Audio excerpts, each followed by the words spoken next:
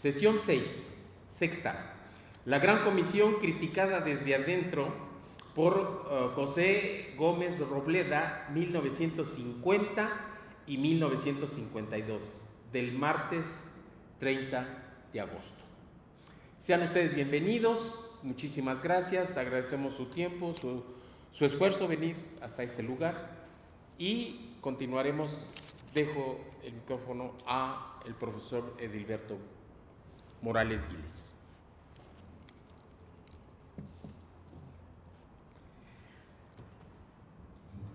Muy buenos días a todos. Realmente terminé diciendo en la sesión pasada acerca de que también era necesario conocer parte importante como fue lo de la familia Juárez, porque les explicaba en aquella ocasión, hablamos de Cuauhtémoc y solamente nos concretamos a lo que habló Silvio Zavala, Alfonso Ocaso, que en un momento al llegar a Ixcatiopan, emocionados también por el descubrimiento que había hecho la maestra Eulalia Guzmán, pues dieron un veredicto correctísimo, como era. Pero también les decía que era necesario conocer don Salvador Rodríguez Juárez, a dónde encontró los documentos, quién se los dio o por qué los tenía en su mano. Y llegamos a la conclusión, pues, de que él dependía de la familia Juárez. Pero la familia Juárez, ¿de dónde arranca? ¿De dónde nace? Y más o menos, como ya había terminado el tiempo, di unos detalles y ahorita les voy a explicar para poder entrar con la cuestión que marca el tema de hoy. Pues bien, cuando en la primera batalla que tuvo Hernán Cortés, lograron llevarse a unos esclavos, a unos prisioneros, hasta el estado, lo que es hoy Tlaxcala. Y en ese entonces, de ahí los enviaron a Cuba. Eran dos jóvenes y eran de la región Chontal. ¿Por qué? Porque Cuauhtémoc había traído soldados o guerreros, más bien dicho, guerreros chontales. Y de esos guerreros chontales se llevaron a dos, y esos dos fueron a parar hasta Cuba, porque Cortés dijo que se los llevaran a su esposa, que había quedado allá para que le sirvieran. Bien, los dos jóvenes tomaron sus actividades y aquí Hernán Cortés, ya ven que después de la noche victoriosa de México y triste para él, porque lo derrotaron, empezó nuevamente a reforzar todo lo que le había quedado mal, porque tenía la idea de dar nuevamente la batalla aquí a la Gran Tenochtitlan. Pasado el tiempo, se llegó el momento, llegaron a la Gran Tenochtitlan, rodearon el lago y comenzó la lucha. Se habla de a partir del 20 de mayo hasta el día 12 de agosto. 12 de agosto en que Cuauhtémoc, no derrotado, pero sí convocó a un Tlatocan para hablar con su gente y en ese momento pedir la aprobación, para que él ya tenía también otra idea. Se dice, ¿verdad?, que ahora lo que es la Plaza de las Tres Culturas, ahí le dio lectura a su último decreto. Y también Tlatocan le aprobó lo que hizo él el día 13. El día 13 él salió vestido como tlatoani y salió con la idea de que no huyendo, salió con la idea de que lo tomaran preso y lo llevaran ante Cortés. Y así fue. De esa manera estuvo frente a Cortés y no es como lo dice la historia. Ya hice lo que pude por mi pueblo, que fue una cuestión literaria que no fue verdad. Porque él llegó y en el momento en que encontró a Hernán Cortés, le apuntó con el dedo su puñal: toma tu puñal y mátame si puedes. Él iba a otra cosa, porque así lo había ofrecido a su gente. Y efectivamente se dice que la Malinche no lo interpretó, no hizo las cosas como debía ser. Por el contrario, ¿verdad? Casi le decía: lo tienes aquí, tómalo prisionero. Y de esa manera fue como Hernán Cortés aprovechó a Cuauhtémoc, que lo tenía enfrente, para hacerlo prisionero. Inmediatamente lo llevaron a donde tenía que estar y así pasaron los días hasta el 15 de octubre de 1521, en que le aplicaron el tormento. Y bueno, mientras eso se gestaba aquí, por allá en Cuba había otras cosas que se estaban manejando. Entonces, ya cuando tenía la primera casa Hernán Cortés, después de haber tomado prisionero a Cuauhtémoc, bueno, pues lo hizo que trajeran a su esposa. Pero cuando ésta llegó, traía un niño en brazos. Y cuando Cortés le preguntó que por qué traía el niño en brazos, y dijo que se lo habían regalado allá en Cuba. Sonó lógico, porque sabía Cortés que él no podía engendrar hijos porque era sifilítico, no podía. Entonces, bueno, le regalaron al niño. Pero los dos, según ellos, como le llamaban, sus dos esclavos, nunca se despegaron de la esposa de Hernán Cortés. Ella se llamaba Catalina Juárez. Y sabía uno de ellos que iba a haber problema en una de las noches en la recámara de Hernán Cortés. Y de esa manera, efectivamente, en una noche, el esclavo de ellos, que era de allá de la región Chontal, alcanzó a escuchar los gritos y sabía que el problema había empezado. Como pudo, logró entrar a la recámara. En el momento que él se dirigía a la cama, Hernán Cortés, lo dije la vez pasada, estaba ahorcando a Catalina Juárez y la mató, porque se dio cuenta en ese momento que Catalina estaba nuevamente embarazada. Así es que no mató a uno, mató a dos. Y el Chontal salió de la recámara y fue a dar hasta Izcatiopan, hoy. En aquel entonces se llamaba Zompanjuau. Llegó allá y el niño comenzó a crecer. Y también el papá hizo la casa, una casa que quedó en el mero centro de lo que es ahora la población. Y se le quedó la casa Juárez porque el niño adquirió en el bautizo el apellido Juárez. Él se llamaba Juan Juárez. Y su papá, ya esposado con una nativa de allá de ese lugar, tuvo otro hijo que se llamaba Juan. Así es que ya eran dos hermanitos, Juan, y al otro le pusieron Cruz. Y de esa manera crecieron. Cuando el gran guerrero Texilacaxin, mano derecha de Cuauhtémoc, trasladó de allá de donde mataron a Cuauhtémoc a lo que es hoy Izcatiopan, hicieron una travesía que duró más de 2 años en haber llegado desde Izancaná hasta Izcatiopan. Y cuando llegó allá a Izcatiopan, después de un recorrido grande de mucho tiempo y de muy lejano,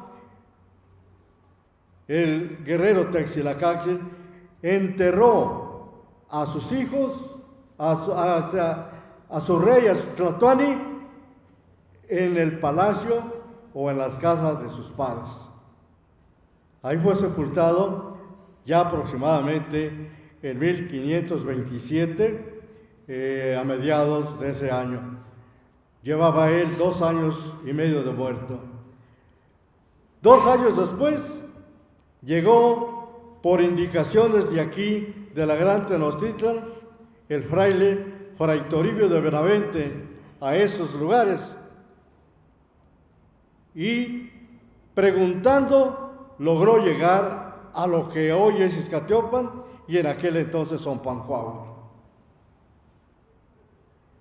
Se habla del mes de del año 1529 y aproximadamente cerca del mes de diciembre ya. Lo recibieron al fraile bien.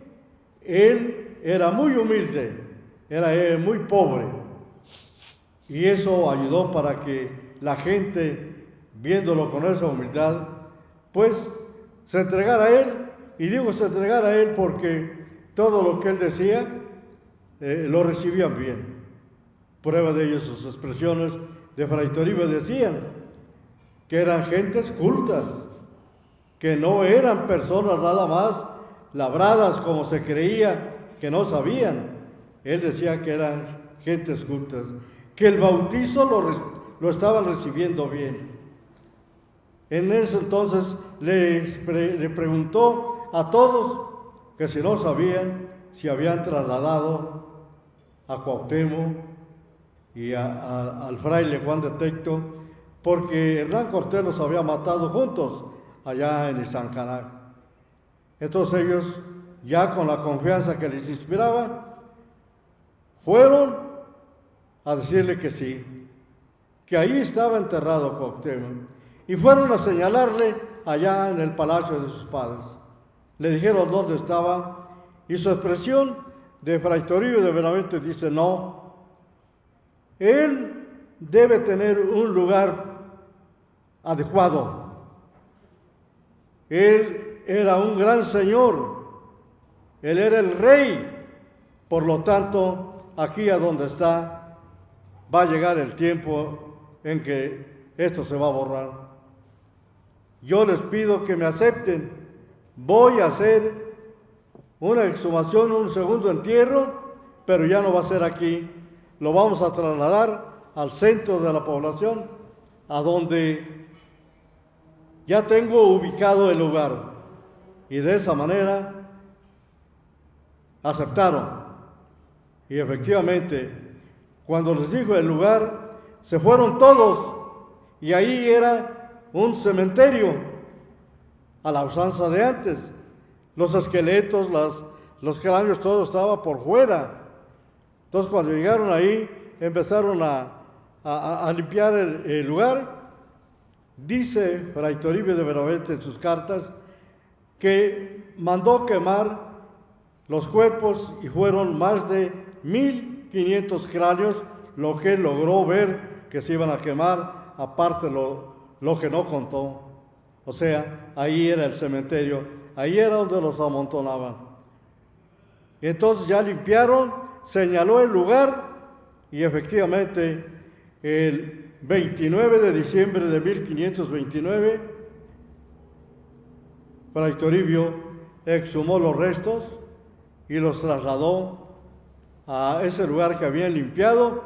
Ya estaba hecho el hoyo, porque no era una tumba como acostumbramos a verla ahora.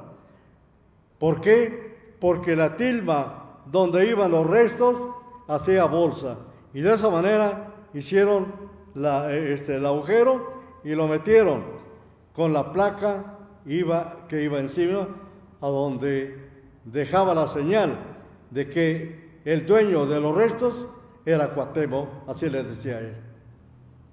Y bueno, de esa manera Fray Toribio de Benavente hizo la sepultura, lo enterró, y toda la gente dice dijo él en sus cartas, trabajaron con interés y se comenzó a hacer la iglesia que hoy es la tumba de Cuauhtémoc. Comenzaron en 1529 y terminaron en 1539. Pero ya avanzado el tiempo, después de 1529, Fray Toribio se fue a lo que hoy es Puebla, y se llevó a Juan y se llevó a Cruz, y allá les dio su escuela, los instruyó, los enseñó a leer, los enseñó a escribir, y mientras tanto los documentos de a donde había dejado enterrado a Cuauhtémoc se estaban haciendo.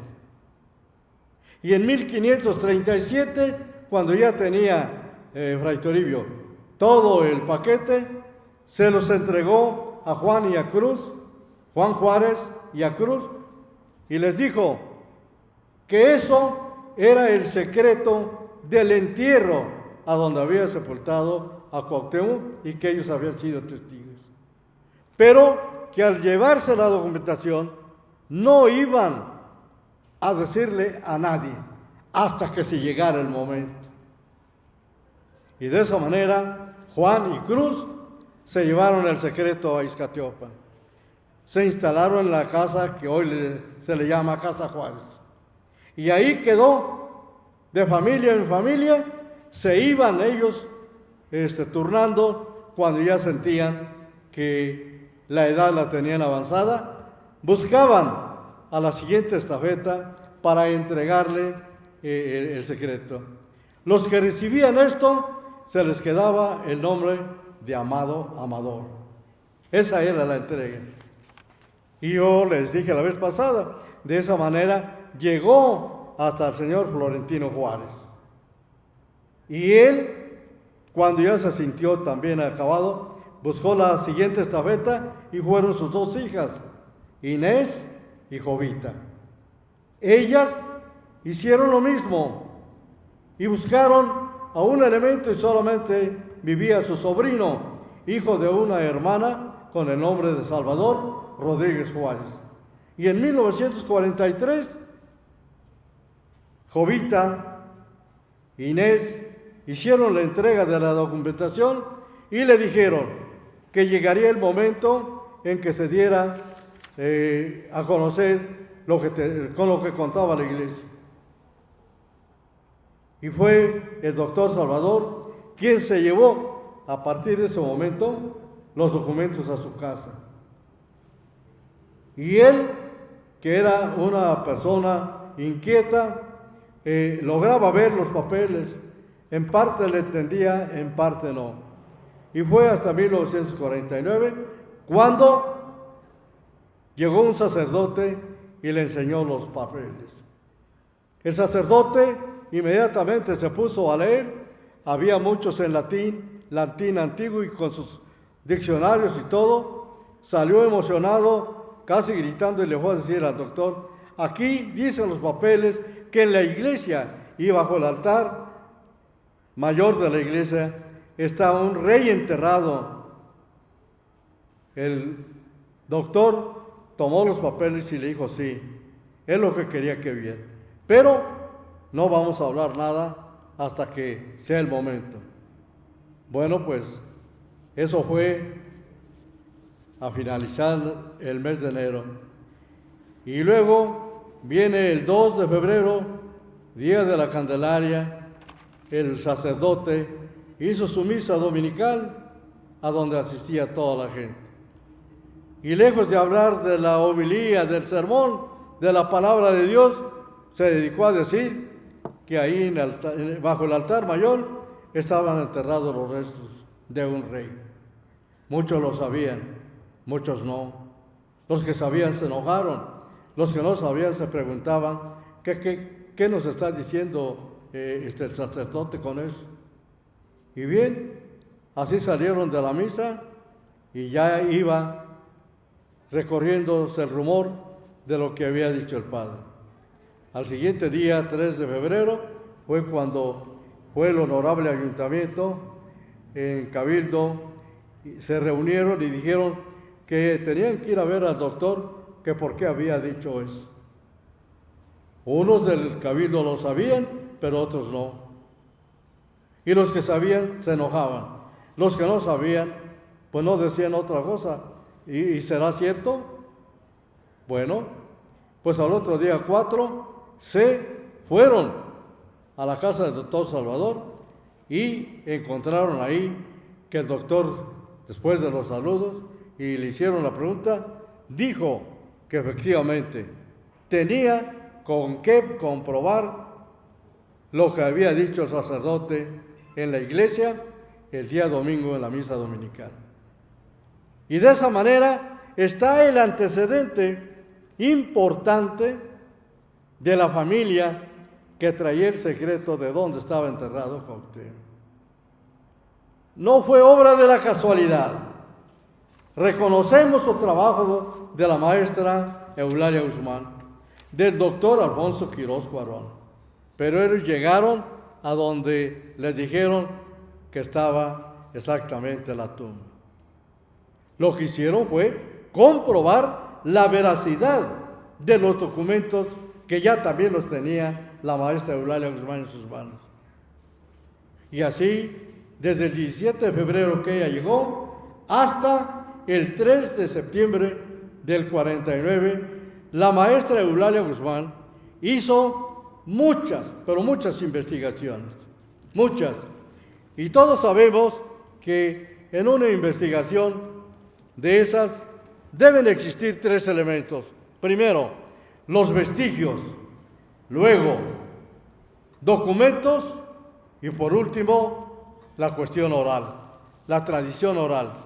Y aquí yo tengo la tradición oral que se escribió en el momento en que los ancianos le empezaron a explicar a la maestra Eulalia Guzmán toda la historia de Cuauhtémoc, porque se la sabían. Y eran hombres y eran personas de arriba de los 90 años. El más joven tenía 76. Y la maestra, conforme iba captando la información, el secretario iba escribiendo y le puso una copia más, en aquel entonces una copia más al carbón, y estos son los originales de 1949. Aquí está lo que sabían los ancianos. Y allá, pues de hecho, están los vestigios que, de acuerdo a todos los estudios que se realizaron, primero por la maestra Eulalia, la investigación comprobada, y que precisamente fue apoyada por 28 científicos de aquí de México. Luego, cuando Marquina y Zavala al mes negaron lo que habían dicho, que todo estaba bien, la maestra Eulalia formó la comisión de científicos y de esa manera se trasladaron nuevamente a Izcatiópel. Y comprobaron todos que efectivamente era verdad lo que se estaba diciendo. Estos siguieron negando y fue necesario que el Banco de México interviniera. El Banco de México mandó al doctor Alfonso Quirós Cuarón, un científico eminente de aquí de México, mexicano, que en aquel entonces, yo les decía, ocupaba en México el primer lugar, no había otro en América. Y en Europa había, y con ellos ocupaba el 4º lugar. Y de esa manera, el señor Alfonso Quirós Cuarón comenzó con todos sus científicos, porque también llevó otra estela de científicos, y empezaron a comprobar cada quien en donde él dijo por qué esa era la especialidad de cada uno de ellos. Y todos entregaron su estudio, su comprobación aprobatoria. Eso se fue al Banco de México.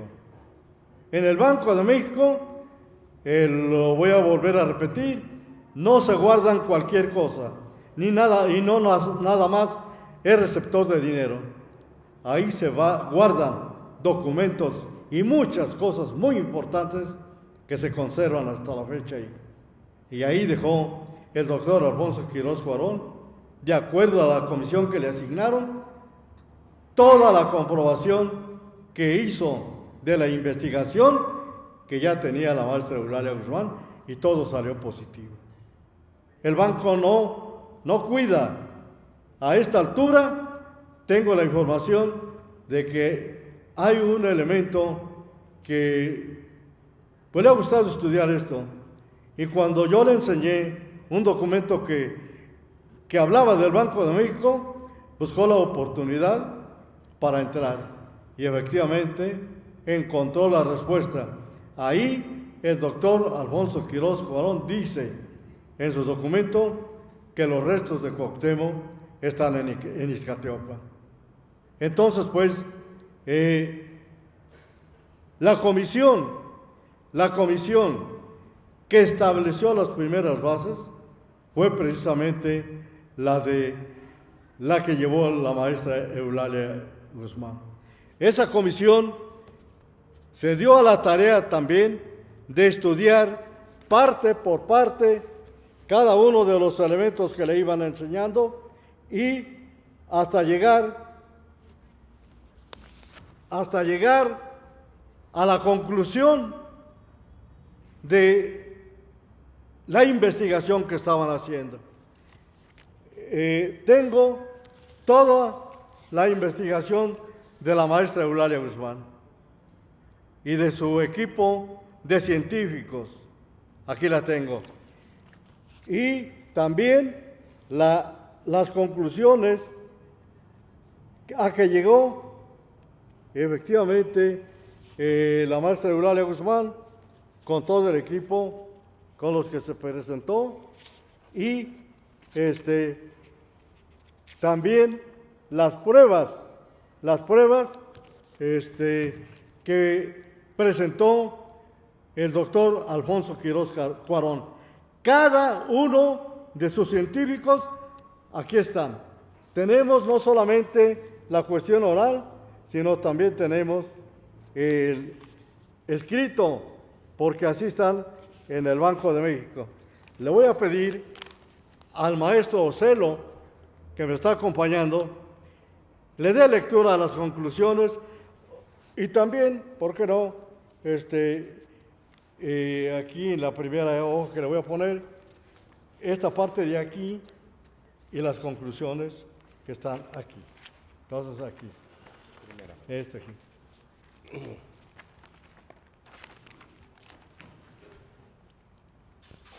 Las 23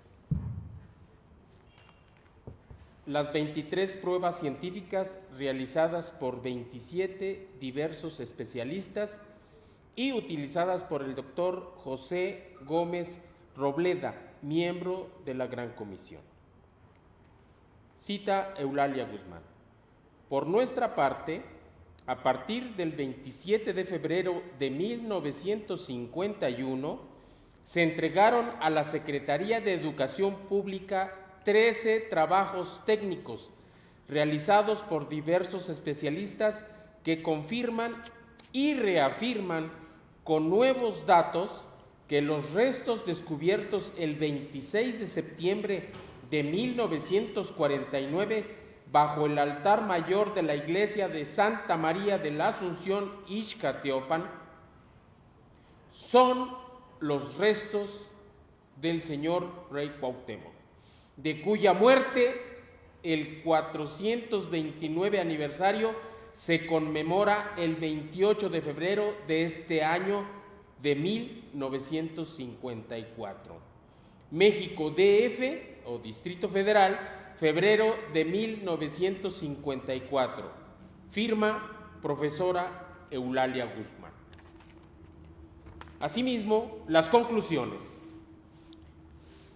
Conclusiones generales. Los documentos, aun siendo copias o resumen de una tradición oral, elaborados precisamente para evitar que ésta se perdiera o deformara, contienen datos auténticos que de ninguna manera pudieron ser manipulados por su autor, don Florentino Juárez, pues el 90% de su contenido y sus implicaciones fue conocido por los investigadores de alto nivel y en fecha posterior al descubrimiento y en otros países o continentes como producto de una concatenación de datos y hechos aislados a los que en su tiempo don Florentino jamás pudo tener acceso. Punto 2. La firma de Fray Toribio de Benavente, conocido como Motolinía, estampada en los documentos fundamentales, tras minucioso estudio grafológico, resultó ser auténtica. Punto 3. Las tradiciones y el folclore de la región, por su contenido tan ligado al hecho de su ancestral origen, pues datan de la época misma de la colonia, aportan un importante porcentaje de autenticidad en cuanto a fechas, traslado y destino. Punto 4.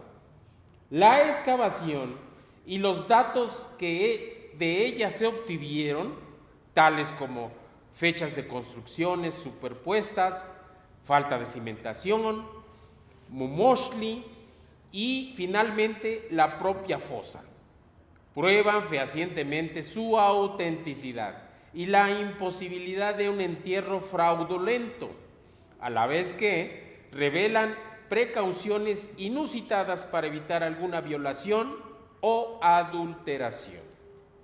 Punto 5. La placa oval de cobre nativo, laminada a golpe en frío, la leyenda y el sistema empleado para acuñarla, así como el estudio de oxidación que se realizó en todas las piezas metálicas, prueban que éstas no pudieron haber sido oxidadas artificialmente, al encontrarse marcadas huellas de contacto entre unas y otras, fenómeno que solo se puede producir o se produce lentamente a través de los siglos. Oxidación que por naturaleza ratifica su autenticidad. Punto 6.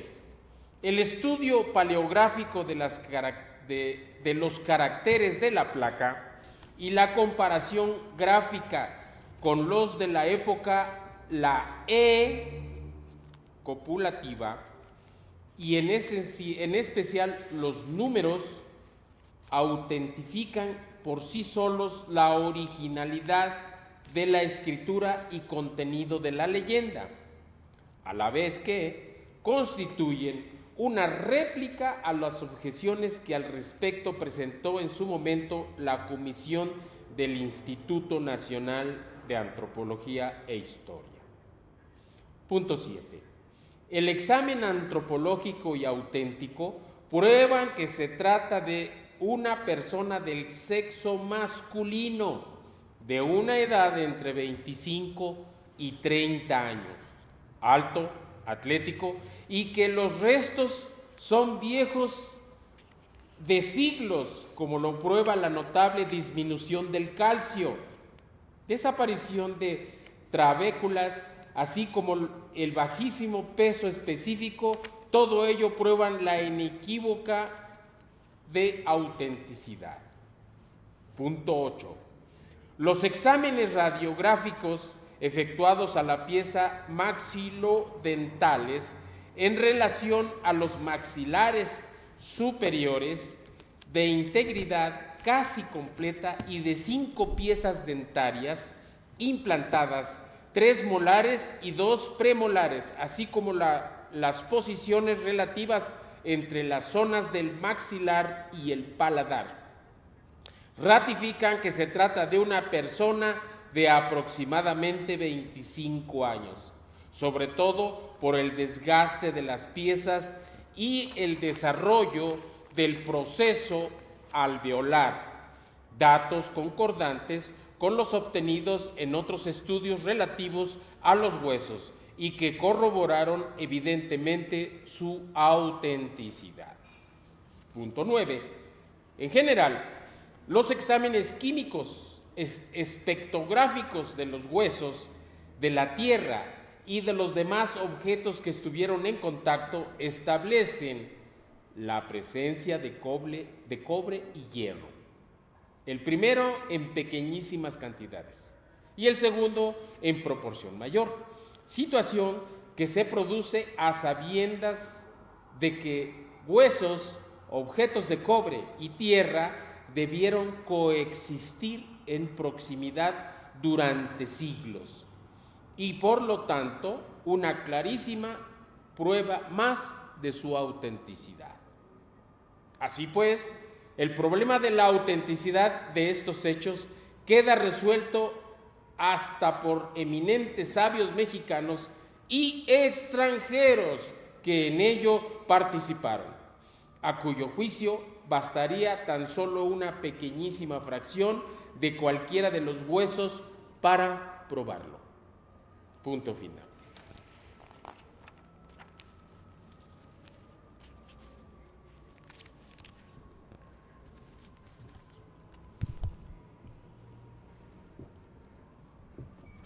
De esta manera, la maestra Eulalia pues demostraba nuevamente con nuevos elementos que la apoyaron para la investigación científica, que el hecho del 26 de septiembre de 1949 era una verdad.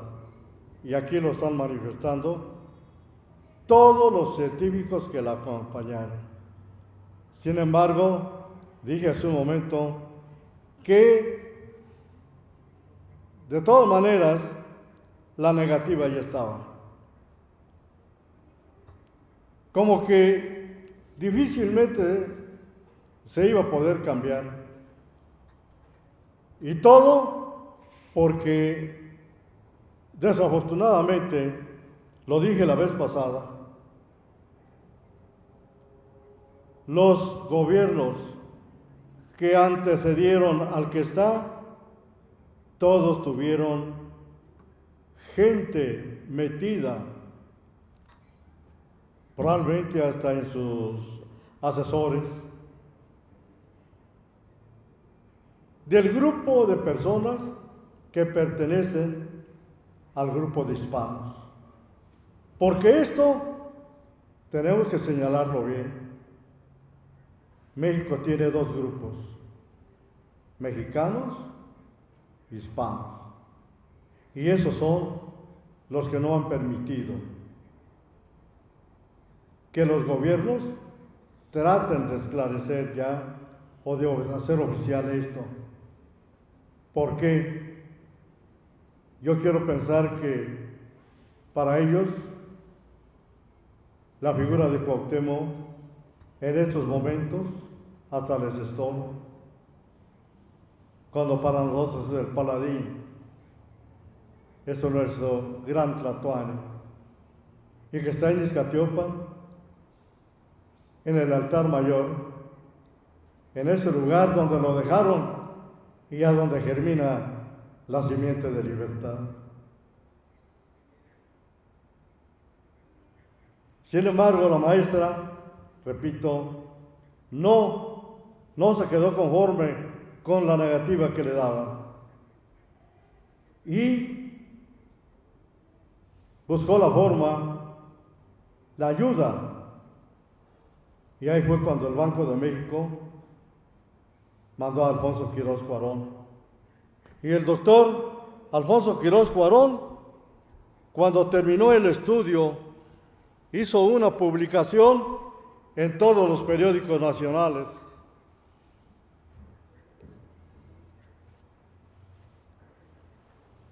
Este es uno de los periódicos, El Excelsior, a donde están publicando los hechos del doctor Alfonso Quirós Cuarón. Sí son los restos, los hallados, los encontrados allá en Iztacalpan. Y dice abajo, rotundo dictamen científico del Banco de México. Dije hace rato, ahí no se guarda cualquier cosa. Ahí la verdad existe, la verdad de muchas cosas. ¿Por qué? Porque así debe de ser. Cosas que en un momento dado sirven o son útiles, se tienen que guardar. Y la mera verdad, el doctor Alfonso Quirós Cuarón dijo él que había hasta la imposibilidad económica de hacer un libro con todos los detalles. Sin embargo, cada uno de sus estudiosos logró hacer su texto y confirmar el estudio y de esa manera llevar el dictamen primero a la Secretaría de Educación Pública, al secretario de Educación Juan Vidal, y ahí el doctor Alfonso Quirós Cuarón le explicó parte por parte al secretario de Educación. Lo que sí podemos decir, que los que negaron nunca han podido comprobar su negativa, porque ellos niegan, pero no comprueban.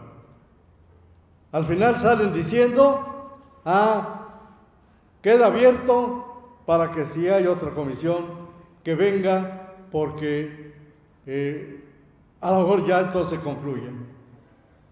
En cambio, tanto la maestra Eulalia Guzmán como el doctor Alfonso Quirós Cuarón concluyeron y dieron la razón de que ahí están los restos de Cuauhtémoc. Y los otros no pudieron concluir. Y la mera verdad, aquí otra vez al compañero Celo le voy a pedir que les dé una pequeña lectura conforme él guste, si quiere ir salvando, pero tengo el estudio del doctor Alfonso Quirós Cuarón, quien habló y dijo la verdad. Así lo dejó en el Banco de México.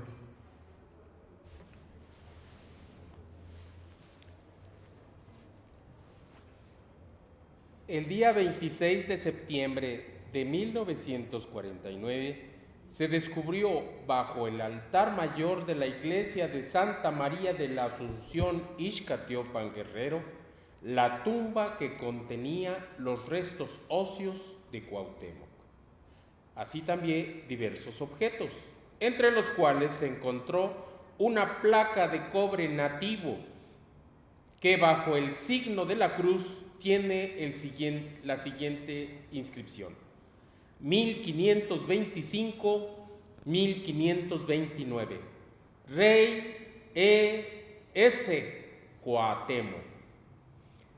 La autenticidad del descubrimiento ha quedado científicamente probada por la existencia de una tradición oral, de un folclore, así como por los documentos y por los siguientes estudios técnicos, en que han intervenido lo mismo las ciencias físico-materiales que las biológicas y las culturales, todas ellas absolutamente concordantes con sus conclusiones. El señor ingeniero civil don José A. Cuevas demostró que la fosa se construyó antes que la iglesia y se conservó inviolada hasta el 26 de septiembre de 1949, en que fue descubierta. El señor profesor don Luis Chávez Orozco y don Alejandro von Huttenau han precisado históricamente que la iglesia de Santa María de la Asunción de Ixcatiopan, Guerrero, ya estaba construida antes de 1539. El estudio químico de los objetos de metal encontrados en la fosa, realizados por los señores ingenieros Rafael Illescas Frisby, Diez de Urdanibia y Rafael Molina Berbeyer, determina que estos objetos son de cobre nativo y que las oxidaciones que los afectan son naturales y producidas en el curso de los siglos. Los señores doctores Carlos Greff Fernández, Octavio Cano Corona y Marcos Mokinsky, el Instituto de Física de la Universidad Nacional Autónoma de México, por el estudio cristalográfico de una muestra de óxido de cobre en la placa oval de la inscripción, corroboran las conclusiones del estudio químico.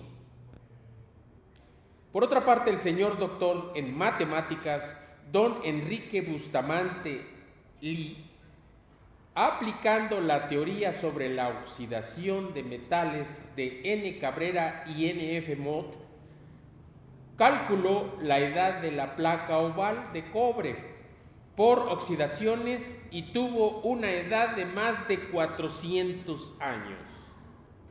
Los estudios antropológicos y de medicina legal de los restos óseos descubiertos en la tumba permiten afirmar que dichos restos son muy antiguos y en su inmensa mayoría corresponden a un sujeto del sexo masculino muy alto, de complexión atlética, de 25 a 30 años de edad. El estudio histológico y espectrográfico realizado por el maestro don Isaac Ochoterena en un fragmento de hueso de los descubiertos en la tumba, que revela la existencia de cobre dentro de los canales de Havers, permite afirmar que coexistieron por muchísimo tiempo los restos óseos entre la placa de cobre tal como lo fueron encontrados en la tumba. Los estudios técnicos de la inscripción de la placa encontrada en la tumba, que bajo el signo de la cruz tiene grabado 1525-1529, Rey E.S. Coatemo, realizados por las señoritas profesoras Ana María Cortés Herrera y Eulalia Guzmán, así como el señor Eduardo Munguía y el señor ingeniero Ignacio Díez de Urdanibia, permiten afirmar que todos y cada uno de los signos grabados en la inscripción son del siglo XVI. En un documento recogido por la señorita profesora Eulalia Guzmán en Ixcateopan, Guerrero, de manos del señor don Salvador Rodríguez Juárez, depositario de la tradición oral, los señores Eduardo Munguía e ingeniero Ignacio Díez de Urdanibia precisaron que fue escrito con tinta simpática, es decir, jugo de frutas, y que el fragmento de firma que aparece el correspondiente grafismo de motolínea. En consecuencia, asumiendo plenamente nuestra responsabilidad histórica, declaramos solemnemente que existen realmente los restos humanos de Cuauhtémoc, que son los que se encuentran a la vista del pueblo de la iglesia de la Santa María de la Asunción en Ixcateopan, restos cuya presencia materializa el patrimonio cívico de la nación y el paradigma de la mexicanidad. México, Distrito Federal, agosto 30 de 1950.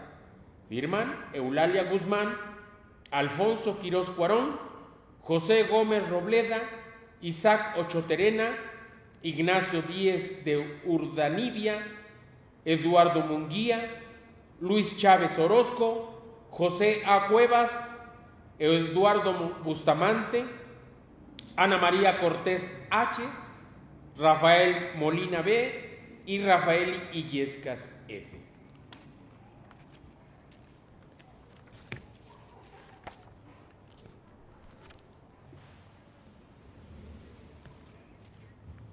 Gracias, maestro.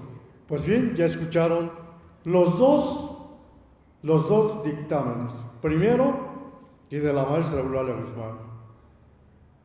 Y ahora, el del doctor Alfonso Quiroz Barón, donde detalla la participación de cada uno de los elementos que lo acompañaron y la respuesta del estudio, de la investigación, de lo que ellos encontraron en todo lo que vieron allá en Iztacalpan, porque vamos a decir así, ya estaba todo afuera, ya nada más era de comprobar la antigüedad a la que pertenecían. Y el equipo del doctor Alfonso Quiroz Barón así lo hizo. Y francamente, pues nosotros pensamos que ya es hora de que el hispanismo se haga a un lado y que deje actuar a los gobiernos como mexicanos que somos. ¿Por qué? Porque los gobiernos anteriores hacían las cosas a su manera. Y les voy a comentar algo. En el 2015 estuve en Antropología e Historia aquí en la Ciudad de México. Me lograron dar una audiencia con el director de aquel entonces, el profesor Antonio Pompa y Pompa. Cuando yo solicité la audiencia, no sabía quién estaba, solamente traía en la mente de que quien estuviera, y por eso pedí la audiencia. Le iba a decir que ya de una vez por todas hicieran oficial la situación de Iztacalpan, que ya no lo tuvieran de esa manera. ¿Por qué? Porque Cuauhtémoc no merecía eso. Le decía, y yo tenía la idea de pedirle que nos ayudara ante el presidente de la República, que en ese entonces era Peña Nieto. Y sí, nos dio la cita, y no nomás eso, le pedimos que nos llevara a el restaurante de Lina. Y dijo que sí. Ahí llegó él a las 11 en punto de la mañana. Estando frente a frente me dice, ahora sí, aquí estoy. ¿De qué se trata? Me da gusto ver gente de Iztacalpan. Y a otros dos compañeros que venían conmigo, pues les sorprendió. Y a mí no, porque yo lo conocí en Iztacalpan a él en 1976. Entonces le dije, señor, lo vengo a ver por la confianza que desde Iztacalpan me inspiró y porque usted dejó una crítica a la comisión que se presentó esa vez, porque uno de los periódicos le preguntó que cómo veía esa nueva investigación, y usted dijo que para dar un veredicto, un resultado positivo, no se tenían que tentar ni el cerebro ni el corazón. Digo, y me quedé pensando que por qué había dicho eso. Después supe que la Comisión Buenfil volvió a negar lo que tenemos allá. Eso quiere decir que usted sabía que el resultado iba a ser negativo, porque así lo inventan cada vez, pero no porque allá esté una cuestión negativa. Dice, usted le dio lectura a lo que me acaba de decir, y le enseñé, le digo, mire, aquí está, aquí lo tengo, por eso se lo estoy diciendo, y ahora sí, por eso vengo, y qué bien que está usted, quiero que me ayude. Vamos a ver de qué manera le hacemos, pero tenemos que llegar ante el presidente de la República. Me acompañaba un tío que se llama Virgilio Gilberto Giles Álvarez, y él escuchaba atento, y escuchaba lo que decía también el director del INAH, que cuando me contestó me dijo lo siguiente: mire, paren, no lo vaya a ver, ni busque verlo, porque hoy, si mandan una nueva investigación, se los van a acabar. Hoy en el internet la noticia vuela, se esfuma. ¿Y sabe qué? Dan otra negativa y lo dan a conocer por internet y se los van a acabar. Le digo, pero hay una cosa. Entonces siempre los hispanos nos van a estar ordenando al gobierno. Dice, pues desgraciadamente así es. Le digo, entonces ustedes saben la verdad. Dice, bueno, mire, yo le voy a decir una cosa. Yo estoy ahorita como director, pero es un puesto político. Al rato llega otro presidente y ponen a otro. Y todos hacemos lo que dice el presidente. Con esto le digo todo. Si dice, esto sale a la luz y se va a hacer grande, se hace. Y si esto, apachúrrenlo. Y si es necesario, por ahí escondan cosas para que no aparezca la verdad. Le digo, entonces, por eso en el 49 se robaron del pie derecho el metataseano, le digo. Y en el 76 se robaron el atlas, donde sostiene el cráneo y termina la espina dorsal. Y ese es importante porque determina el sexo de todo el cuerpo, o es hombre o es mujer. Y la Comisión Buenfil tuvo el descaro de robarse el hueso, lo tiene Matos Moctezuma, eso ya lo sabemos. ¿Y sabe qué? Con eso se descararon más en su robo, porque determinaron al final que todos los restos que estaban ahí pertenecían a una mujer mestiza. ¿Por qué? Porque el atlas ya lo habían quitado y ahí la dejaron. Pero en el 75 resultó otro grupo inquieto en Cuernavaca y refutaron todo lo que había hecho la Comisión Buenfil. Entonces, ¿cuándo vamos a tener la verdad? Maestro, tiene muchos problemas el presidente. Ahorita no lo mueve. Por eso, porque yo le voy a decir una cosa, usted no quiere decir, y aquí está nada más mi tío, y aquí tengo al presidente municipal de Izcatiopan y un compañero que también se vino con nosotros. ¿No quiere que se escuche? Porque le voy a decir, usted sabe que en la parte de abajo, donde encontraron los restos del Palacio de Cuauhtémoc, usted sabe quién estuvo de sí, el arqueólogo Juan Yadeu. Yo trabajé en Izcatiopan y 2, 3 veces por semana bajaba donde estaban haciendo la excavación. Hasta que llegó el momento de tanto que le insistí, que me dijo, sí, maestro, es verdad, pero el gobierno nunca lo va a decir. Y el gobierno nunca lo va a decir. Y cada que llegaba le preguntaba y era la misma respuesta. Digo, entonces, nunca van a decir, usted, ¿por qué no me dice? No vamos a andar gritando, ya sabemos hasta dónde está la situación con ustedes.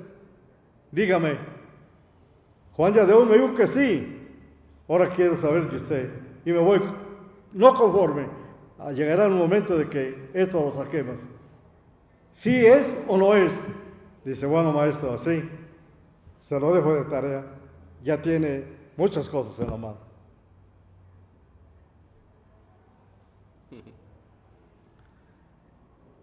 Y esa historia no se me olvida.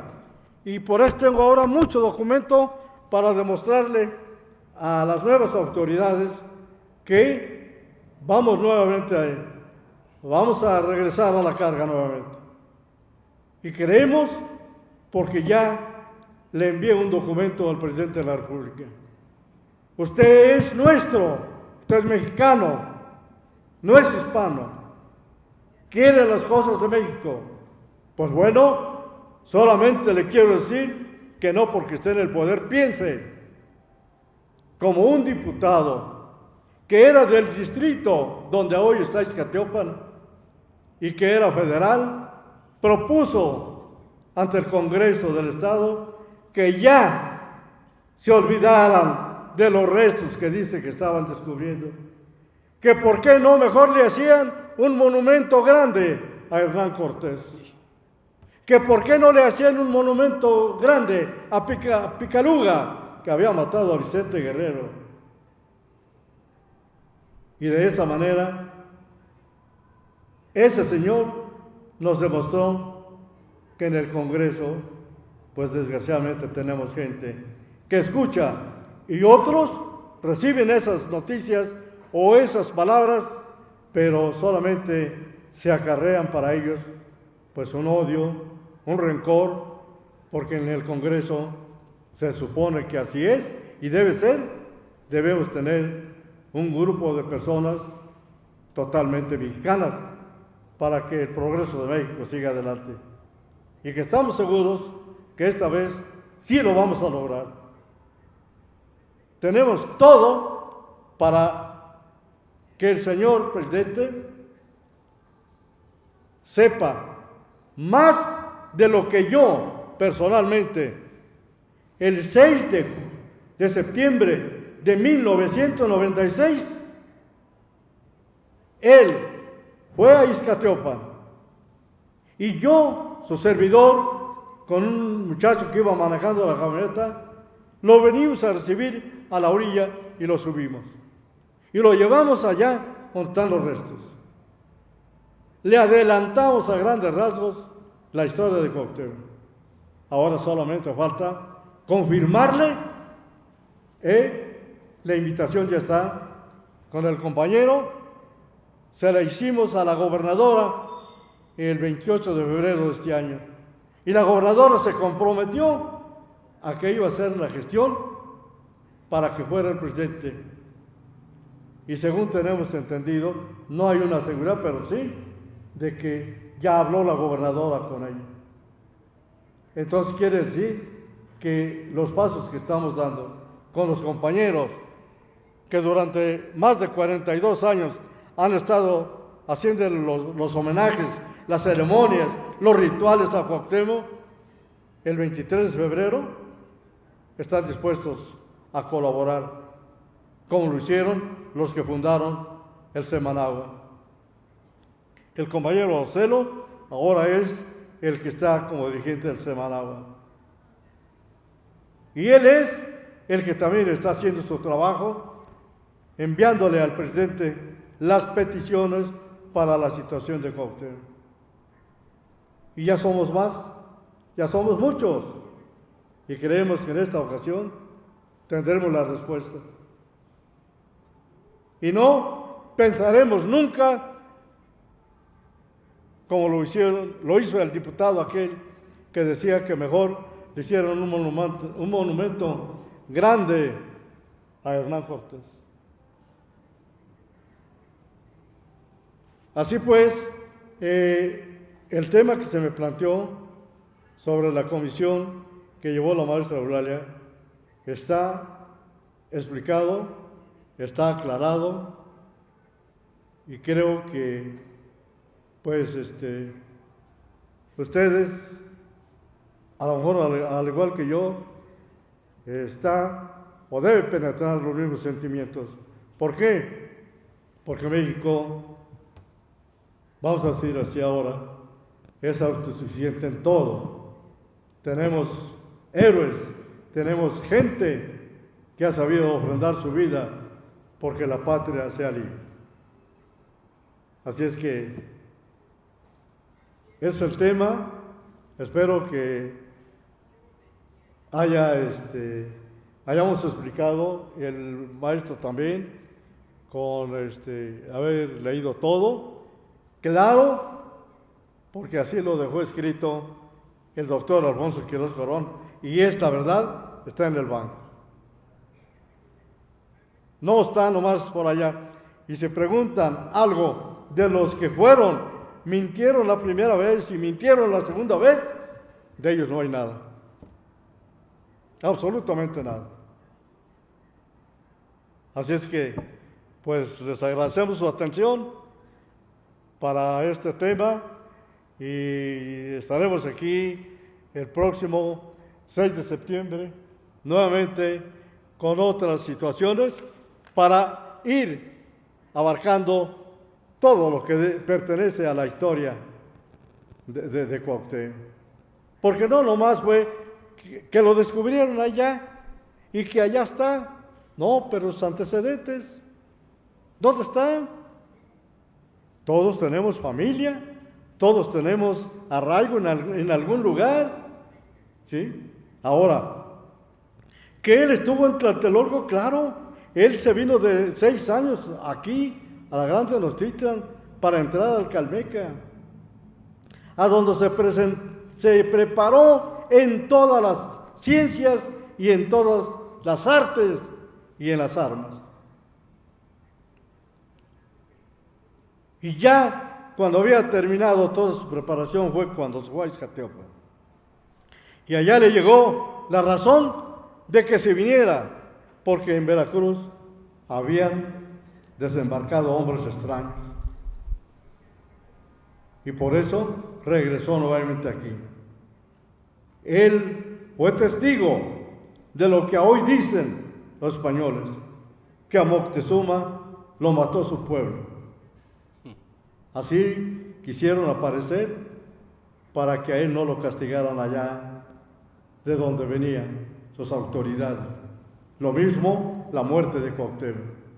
No lo enterró colgado, lo enterró boca abajo y le quemó la cabeza. De esa manera lo mató. Y esto no es que se los quiera estar diciendo nada más. Yo fui a ese lugar y efectivamente tienen una pintura muy grande y Cuauhtémoc está colgado de los pies y tiene lumbre en la cabeza. Y aquí en México lo mutiló quemándole los pies. Eso se lo dije a Antonio Pompa y Pompa. ¿No les dice nada? Que después de eso, cuando llegaron y lo bajaron del árbol donde estaba colgado, sus guerreros lo envolvieron, dice, en hojas aromáticas que no permiten la descomposición del cuerpo. Y avanzaron. Pero esto se estaba viniendo más fuerte. ¿Y qué hicieron? En un camastro lo tuvieron que exponer a las aves de rapiña, porque ellos no lo iban a estar tasajeando. Y al último lo pasaron en llamarada. Por eso los restos están calcinados. No completamente, pero están calcinados. Porque la travesía iba a estar larga. Por el tiempo no, por la distancia no, sino por la persecución que sabían ellos que iban a ser objeto. ¿Por qué? Porque cuando se dio cuenta Hernán Cortés que ya no iban, ordenó que se regresaran y que los mataran. Pero no lo lograron, porque ellos avanzaban de noche y llegaban a lugares donde tardaban días, semanas, meses. Y nuevamente volvían a avanzar.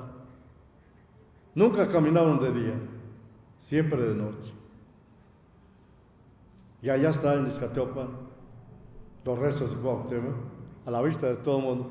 Está donde nació, está en su segundo entierro, en la iglesia de Santa María de la Asunción, y que están a la vista de todo el mundo.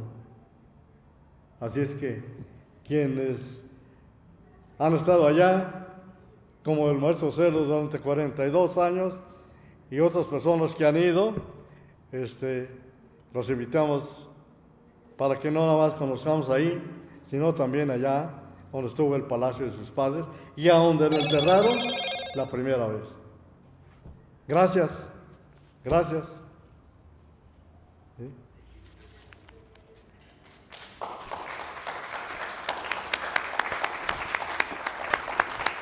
Y gracias también aquí al maestro Celo por apoyarnos en todo y desde luego por todo el tiempo que ha permanecido fiel a lo que, pues vamos a decir, le dejaron del Semanagua, que él dirige y ha crecido más todavía, y que cada año, cada 23, están allá en Izcateo. Y ellos, y por ellos, ese homenaje no se ha hecho nada más nacional y más grande, se ha hecho internacional. Porque además ellos se han encargado de invitar a otras naciones de pueblos originarios. Si tienen alguna pregunta, trataremos ¿Sí? de responderla. A ver. No es pregunta, es comentar que en el centro, en el centro histórico, digamos, en la colonia Morelos, hay una iglesia que se llama la Concepción de Peuca, y ahí está una placa, pues pequeña, digamos que esa la mostró una vez mi papá hace años, donde está la fecha del apresamiento. Ahí parece ser que en esa zona fue el apresamiento de Cuauhtémoc, y creo que también hacen cada año, pero no recuerdo la fecha, una conmemoración de ese suceso. Entonces, bueno, pues nada más quería comentar esta situación. Gracias. Sí, gracias por su participación, muy importante, porque esto es fundamental y trascendental. Lo acaba de explicar el maestro, ya no voy a entrar en más detalles. El Consejo de Gobierno, Hueytlac-Tocan Echicolistli de la Yeytecuyotl, de la Triple Alianza, decidieron un día 13 Lagartija, Matlachtli Guanyey Cuetzpalin, del año 3 Casa, Yey Calishihuitl, o sea, 12 de agosto. Decidieron deponer las armas. Cuauhtémoc, junto con Tzilacatzin, Tleclepanquetzal, Cuanacoch y todos su consejo, decidieron hacer resistencia hasta la muerte. Y no estaban dispuestos a rendirse. Sin embargo, recordemos que el poder estaba sustentado por un consejo de gobierno, un Hueytlac-Tocan, una asamblea, y esta decidió deponer las armas. Entonces, le ordenaron a Cuauhtémoc deponer las armas.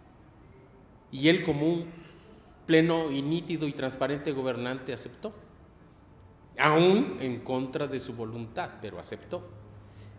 Y el día Secoatl, 13 de agosto de 1325, preparóse, así dice un antiguo códice de Tlatelolco, se preparó con toda la dignidad, con toda la investidura propia del cargo que ostentaba, y su consejo de gobierno más cercano, para ir ante Cortés, ojo, ir ante Cortés a entregar las armas. Fue en esa faceta que un capitán, no recuerdo bien el nombre, no quiero errar la historia, dice Sandoval o Holguín, por ahí así va, entre ellos dos, dice la historia que lo capturaron. Mentira y falso de toda falsedad, puesto que iba a deponer las armas. cosa que sucedió. Y tan es así que quedó en la historia del pueblo, mas no en la de los españoles, como bien dice el profesor, no en la de los hispanos, ahí en ese lugar donde los mismos españoles hicieron ese templo de la Conchita, de la Concepción. Y en el ábside del altar mayor está la placa, ahora ya alterada, nada más dicen Tequipeucan, pero la frase es así: Nican Tequipeucan Tequipachoque. Traducción: aquí empezó nuestra esclavitud. Y fue ahí, en ese momento, el de mediodía, cuando entregó las armas a la usanza y a la tradición y siguiendo el protocolo de los ejércitos de Anáhuac, de poner el chimali encima su tlacochtli, chimali escudo, tlacochtli lanza, macuahuil macana, tlahuitoli iguamisme, flechas y arco. Fue ahí, en ese lugar.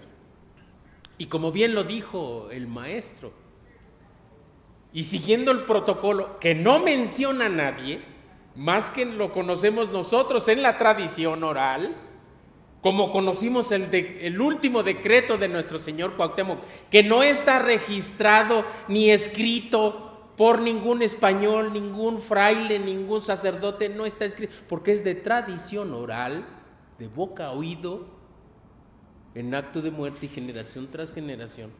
Del mismo modo también esta información. ¿Cuál era el protocolo? Cuauhtémoc estaba haciendo un reto personal entre jefes, de hombre a hombre, para ver que en ese duelo quién salía vencedor.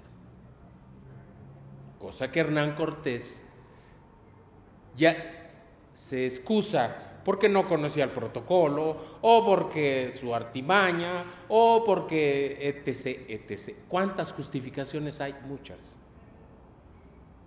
Y la primera es que eso no está registrado en la historia. ¿Cuál fue? Toma ese puñal que tienes en el cinto y mátame si puedes. Ese si puedes no existe, porque no está escrito, pero lo demás sí. Y le pusieron otras cosas, entre ellos que fue capturado, es más, lo ponen que fue capturado con su esposa, falso de toda falsedad. Curiosamente, antes del advenimiento de los hispanos, de los europeos, Cuauhtémoc estaba en vísperas de contraer matrimonio con Cuayautitali, allá de la Chontalpa. Y eso no lo registran. Dicen que con su esposa y su séquito, y luego ya después dicen que la descendencia de Cuauhtémoc no existe, porque murió sin haber contraído nupcias. Pero no estaba casado entonces con Isabel Moctezuma. No, Isabel Moctezuma fue después, ahí es donde se tejen los entredichos y todas esas cuestiones. Entonces, debemos de ver, y aquí es algo bien importante, porque las pruebas aportadas son de tradición oral, sí, pero con documentos de personajes inclusive españoles, como el mismísimo Fray Toribio de Benavente Motolinía, que de puño y letra escribió en el misal, en la María Luisa, dónde, cuándo y cómo hizo el entierro. Y que ya lo dijo Eulalia Guzmán, del siglo XVI, paleógrafa, tradujo del no español, del castellano arcaico, del siglo XVI, esas frases que escribió, porque no había papel, más en la Chontalpa, menos en la montaña. Entonces escribió en la María Luisa cómo fue la historia, ¿verdad? Y lo describió. Tan es así que edificó la iglesia de la Santa María de la Asunción, que es la única iglesia franciscana en el estado de Guerrero. Porque la edificó él siendo franciscano. Esa es otra prueba más. Porque en el estado de Guerrero, los que adoctrinaron e hicieron labor de catecismo no fueron agustinos. Fueron agustinos. Entonces, he ahí una de las pruebas irrefutables en la arquitectura, que inclusive se hicieron las calas y se obtuvo la fachada, la puerta porcíncula, la sacristía, el templo no tenía torre, etcétera, etcétera, etcétera. Son pruebas sobre pruebas, ¿verdad?, que dan fe de la veracidad de los documentos y que basados en la tradición oral, como lo dijimos la vez pasada, se sabía qué había antes de excavar. Se sabía qué contenía, cómo estaba, porque la tradición oral se manejó generación tras generación.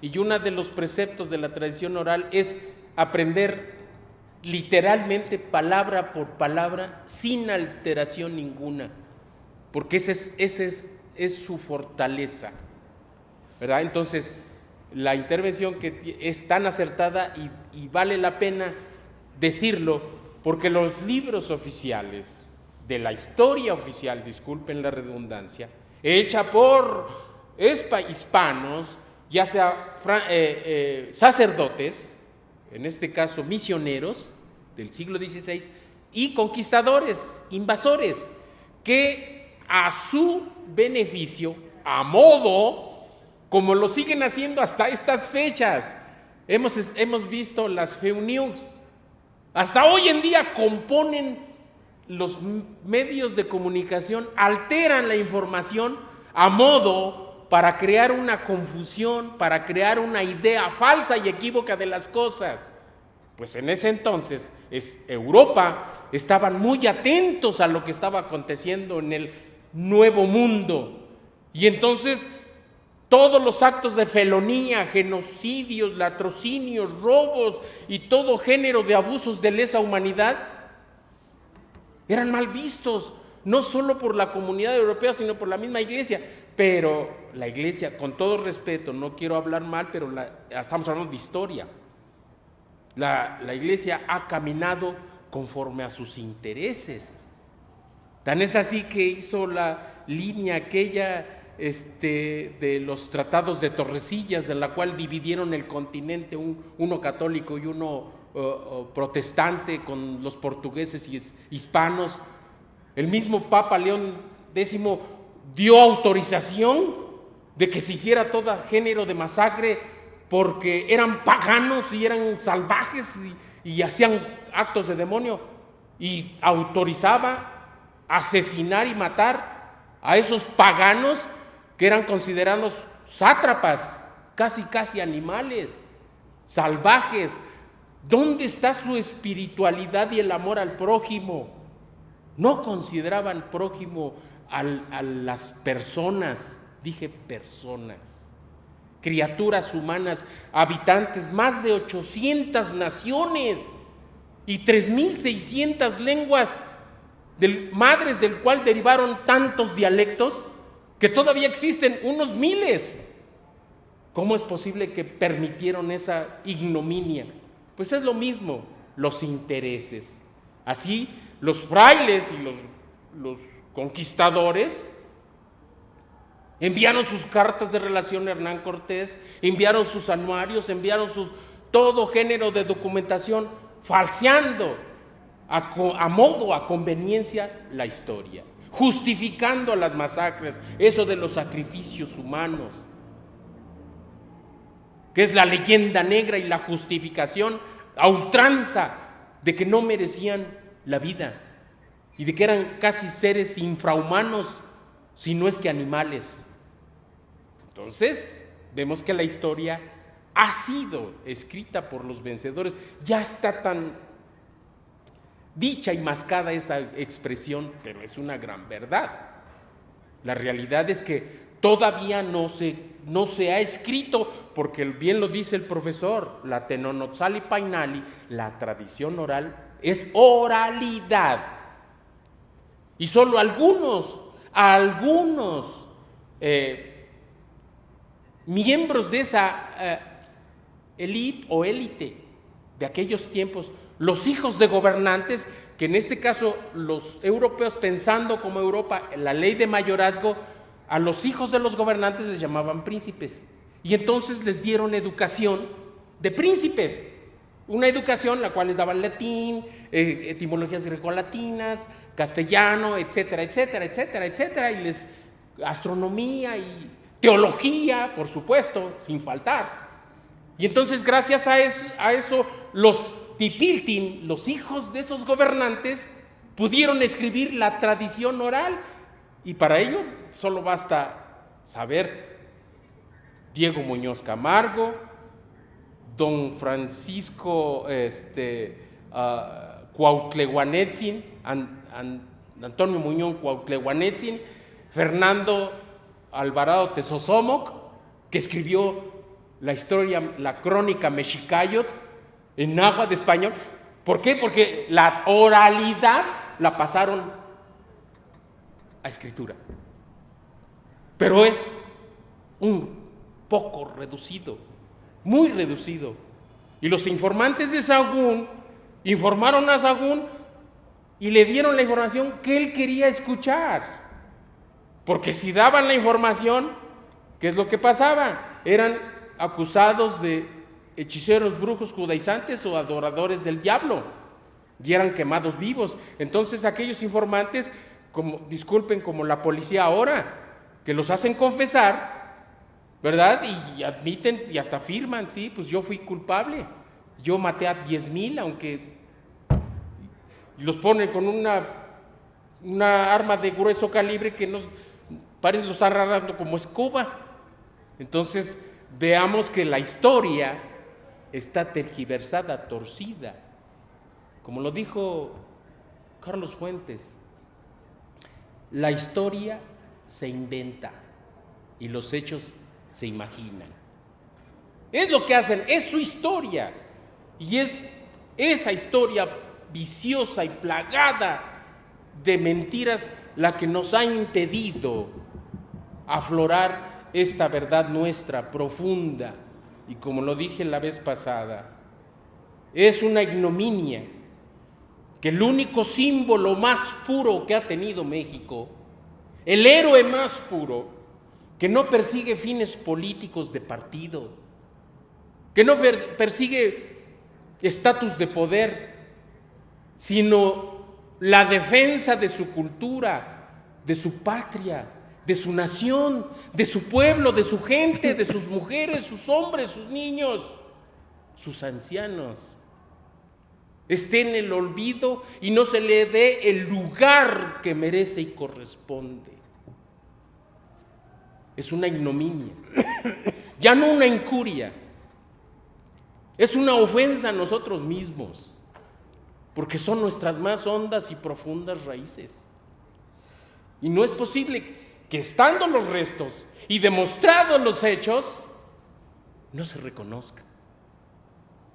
Y lo dijo muy acertadamente: en el poder todavía están hispanos, hispanófilos o hispanistas, que es peor. Y como lo dije con todo respeto en el Festival Internacional Cervantino, ¿cómo es posible que en México, hagamos con pompas y circunstancia un festival internacional a Miguel de Cervantes Saavedra, llamado el Internacional Cervantino? Ya ni España lo hace, pero sí México.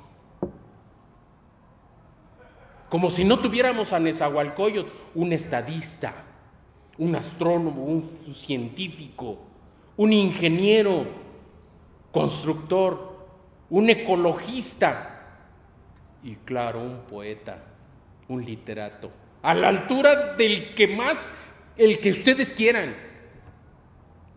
¿Y dónde está Nezahualcóyotl que le estamos haciendo pompa y circunstancia a Saavedra? Que musla tunalis huelisquitas. Que la traducción es, no se sientan ofendidos, no estamos aquí para ofender a nadie. Que dice, ¿dónde está que el día de mañana te ilumine el sol? Que musla tunali huelisquitas. Que te ilumine el sol, que los ilumine, caramba. ¿Eso qué quiere decir? Pues que estamos en manos. La cultura, la ciencia, las artes, la política, la sociedad, está en manos de hispanófilos. Y la prueba, otra cosa, estamos hablando español.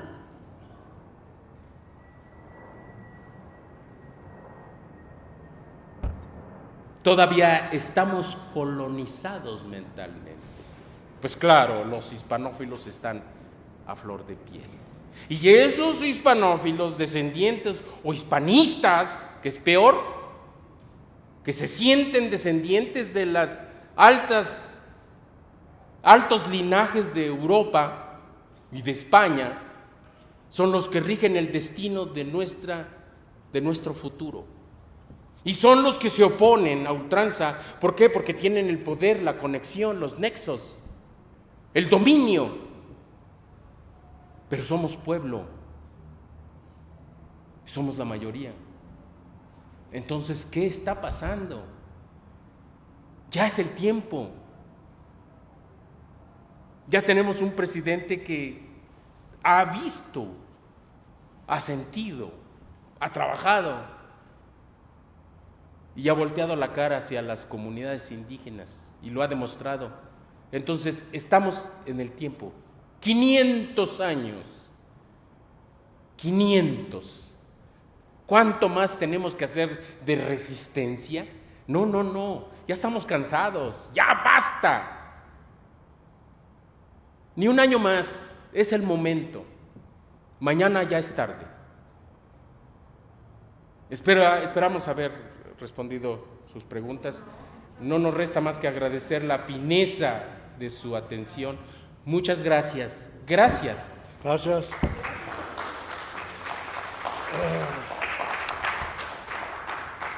Pues ya. Bueno, muchas gracias, maestro. Yo solo quería hacer una pregunta. En la sesión pasada mencionaron el trabajo de la maestra Estrella Newman. Sí. Y todo lo que ella fue elaborando, ¿no?, para justo trabajar este tema.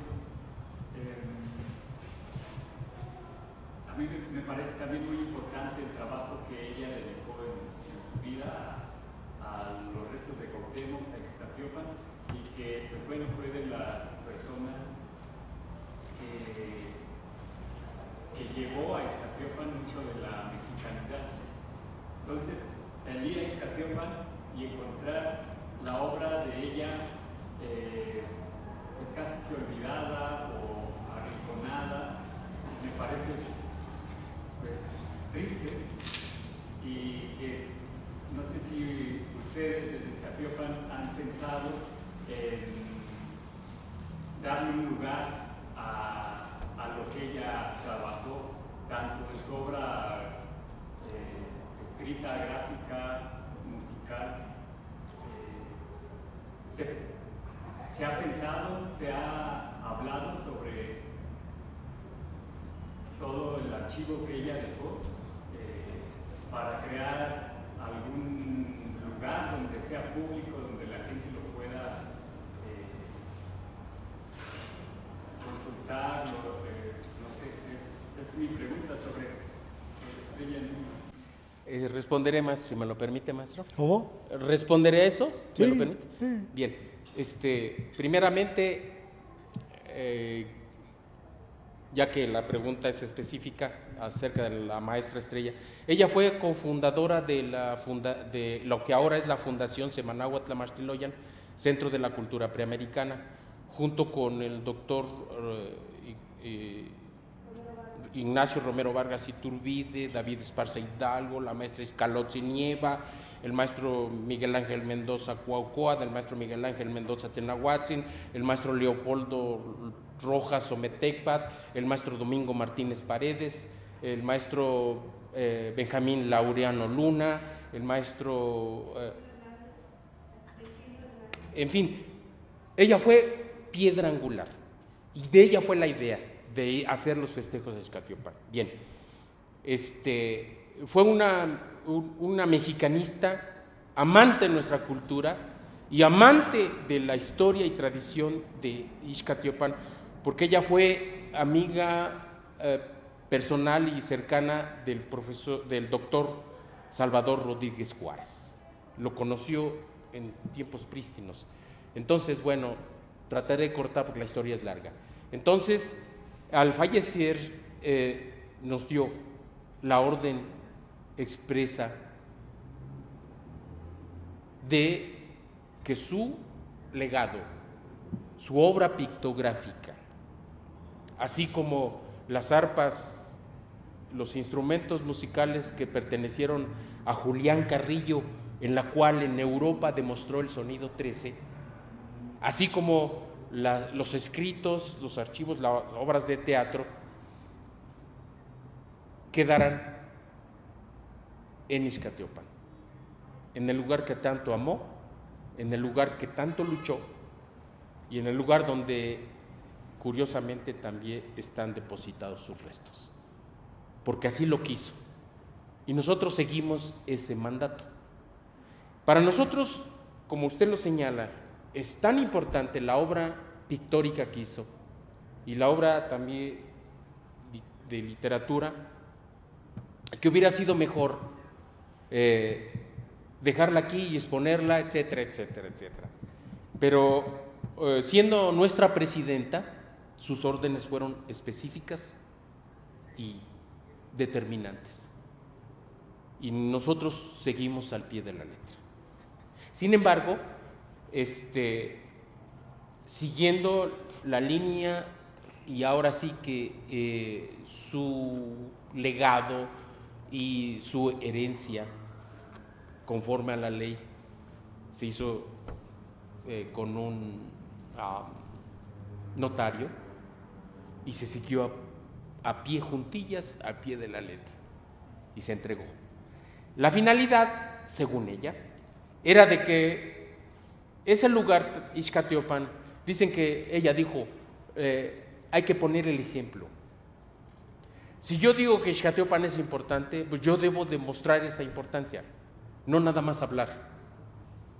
Y yo lo voy a demostrar. Y entonces por eso su legado lo dejó ahí, para que el mismo de la exposición, de la difusión de ese material que es ahora del pueblo de Ixcatiopan, recibieran los recursos, los beneficios para ensalzar, enriquecer, ampliar a Ixcatiopan. Cosa que así fue a lo largo de esos 44 años que se ha hecho el homenaje. Porque cuando nosotros llegamos, Ixcatiopan no tenía, las calles eran de terracería y corrían unos riachuelos ahí donde el drenaje vertía toda la gente. Yo digo, andaban, porque así es, unos puerquitos así, que cabezones, la mitad era cabeza y la mitad era puerco, ya no los he visto. Andaban en las calles y entonces una calle salía de Tasco, una brecha que cuando llovía se rompía aquella brecha.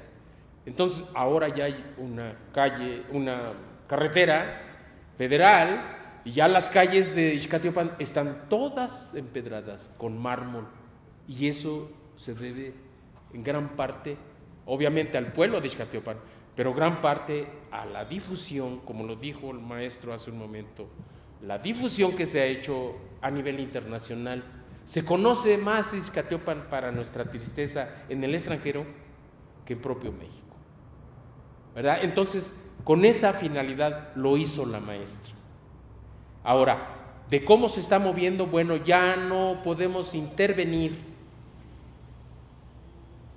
ya no, nuestra influencia no va más allá de coadyuvar y participar. Ya es el pueblo, es la alcaldía, es ¿cómo se llama? El consejo que manejan esos bienes y cómo los manejan. Sin embargo, sí han hecho en la Casa Juárez, han hecho exposiciones locales y estatales, ¿verdad? Claro, a nivel estatal. Es obvio que solamente Ixcatiopan resurge en febrero, cuando llegan todo el mes de febrero, todo el mes, no nada más el 23, todo el mes es de homenajes, es de festejos, es de celebraciones a Cuauhtémoc. Y es ahí donde se hacen exposiciones de fotografía, exposiciones de pintura, exposiciones de canto, homenaje, participan las escuelas de Ixcatiopan, de Guerrero, de Chilapa, de Chilpancingo, etcétera, etcétera, etcétera. ¿Sí? Pero ya no podemos intervenir en el destino podemos sugerir, claro que sí, y de hecho lo hacemos, pero ya no podemos intervenir más allá de lo que se nos permite. Y está mal que tratemos de intervenir en un lugar donde pues nosotros somos de fuera, somos de la Ciudad de México, no podemos ir allá a poner el destino, no, al contrario, nos han tratado muy bien, nos han recibido muy bien, el profesor aquí presente, a lo mejor está mal que lo diga, pero es la verdad. Desde 1980 el profesor abre la puerta de su casa, nos entregan, es más, ni llaves, abre las puertas y pásenle. Gente extraña que jamás ha visto en su vida, pernocta en su casa y están todas sus cosas. O sea, él no vacía su casa, la abre y pásenle. Y ahí nos quedamos en la sala, en el comedor, en el patio, las recámaras que nos da amontonaditos, y termina y nos regresamos. O sea, vea qué amor y qué carácter del profesor de abrirnos la puerta de su casa y con toda la confianza a perfectos desconocidos, porque vamos mucha gente durante el mes de febrero, mucha gente, y de muchos lugares, del extranjero incluso. Entonces, no podemos intervenir más en la venia del pueblo que nos ha atendido de la mejor manera. Estamos muy agradecidos y es por eso que nosotros aquí estamos luchando desde 1978, cuando ellos llevan la lucha desde 1949. ¿Y cuánto tiempo ha pasado? Y no se ha reconocido eso. Es por eso que estamos aquí. Y le agradecemos su participación y en nombrar a nuestra maestra, porque ella es la que dejó huella, ella es la que oprimió el botón, y tal vez de lo que estemos aquí, porque ella ha sido partícipe. Afortunadamente terminó allá junto a su gran compañero, amigo y cómplice, o no sé cómo se le puede llamar, el doctor Salvador Rodríguez Juárez. Quedaron juntos en el Panteón Municipal. Así es, y le agradecemos mucho porque nosotros la queremos mucho, en especial yo. Tengo una gratitud muy grande con ella. Gracias a ella nuestra organización pasó a ser asociación civil, pasó a ser fundación. Gracias a la maestra. Claro. Así es, le agradecemos mucho. No a ustedes, pero sí creo que pues es una mujer. Fue una mujer muy importante. Adelantada a su tiempo. Y no solo en la parte de Ixcatiopan, sino en la música. Sí, pues conservadora, depositaria del sonido 13. Creo es eso, que ahí dejó un archivo que valdría la pena trabajar para que esté al alcance de todos, para que se pueda revisar. Y pues eso, o sea, sería importante también tomarlo. Claro que sí. Tomaremos eso en cuenta. Aquí está el profesor y el consejo de mayores allá en Ixcatiopan. Claro que sí. Gracias por su participación. La última, ya nos vamos. Dos preguntas.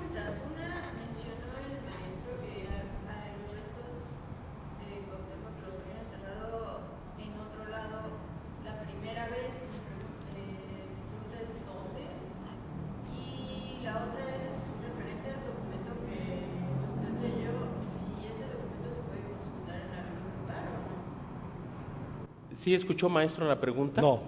La pregunta es acerca de había 2 lugares donde estaba Cuauhtémoc. El primer lugar, ¿en dónde estaba? Para pasarlo al segundo. Y ¿De su muerte? sí, ¿De cuando lo entierran? que la primera vez lo enterraron en un lugar y que hasta que llegó Motolinía lo cambiaron a otro. Sí,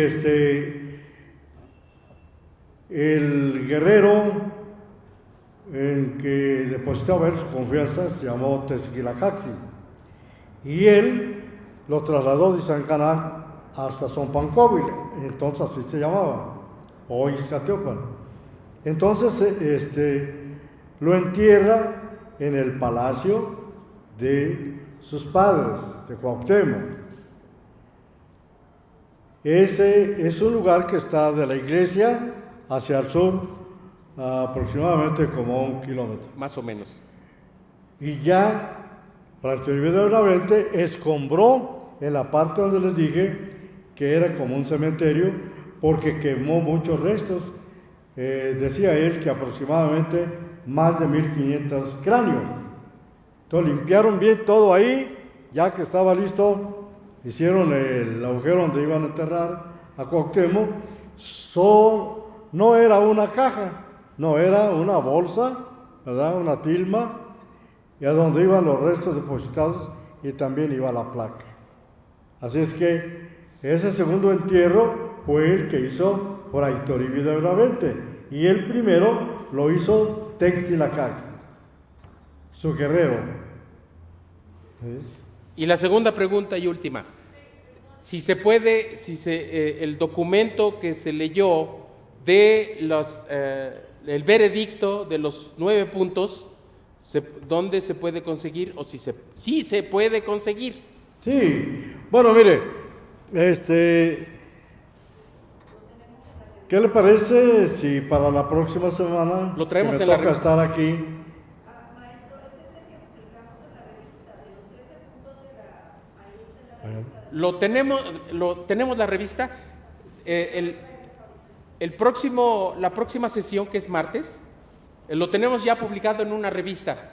Si usted se interesa, traemos la revista para que se la lleve. ¿Está bien? Sí. ¿Sí? ¿Algo No, más? y también el que le acaba de leer el maestro, yo lo pensé así, ¿verdad? Si hay alguien que se interese, sencillamente le voy a decir que la próxima semana les damos un tanto para que... Perfecto. ¿Sí? Muy bien.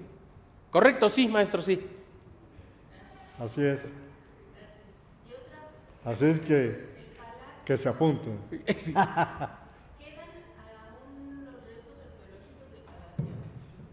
Sí. Sí, a 1 kilómetro más o menos del centro de Ixcatiopan, hacia abajo a la cañada, restos, vestigios arqueológicos, que de hecho Lina ha hecho intervención. Es muy escueto, pero todavía hay, claro que sí, todavía lo hay.